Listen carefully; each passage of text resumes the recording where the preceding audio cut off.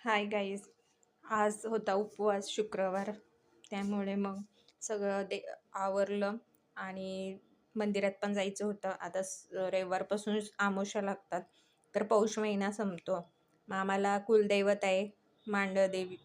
मांडदेवी मांडदेवची काळूबाई.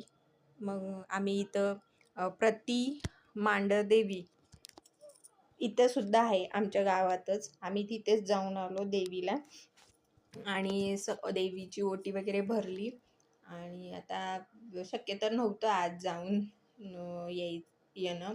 उद्या शनिवार असल्यामुळे उद्याही जाता येत नाही. रविवारी तर शेवटचा दिवस असल्यामुळे मग म्हटलं ठीक आहे इथे आपल्या इथे गावात देवीचं मंदिर, तर तिथेच जाऊन यावं. देवीची ओटी वगैरे भरली आणि छान दर्शन झालं. आज शुक्रवार होता आणि तिथे गेल्यावर अचानक एका बाईच्या अंगात ना देवीचा संचार झाला. म्हणजे मग आम्हाला असं वाटलं योगायोगाने आम्हाला देवीचं दर्शनही झालं, तिथे देवीचं आगमन पण झालं. आम्हाला छान दर्शन मिळालं देवीचं. आणि आता मी करत आहे खिचडी, माझा उपवास असल्यामुळे. आता मला अशी खिचडी आवडते, म्हणजे शेंगदाणे पण मी असे तळून घेते, कूट पण टाकते आणि शेंगदाणे पण असं तळून घेते. मला अशी खिचडी आवडते. काय कायांना सगळं शेंगदाणे मिरची सगळं एकदमच ते बारीक करतात, पण मी तसं नाही करत. मला कधी कधी मी अशी पण खिचडी करते.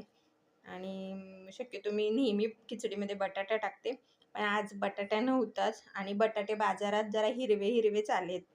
मग त्यामुळे ते हिरवा बटाटा शिजत पण नाही लवकर आणि आतमध्ये खराब असला तरी तो वरून काही कळून येत नाही.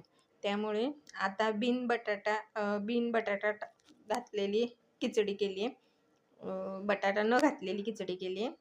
आणि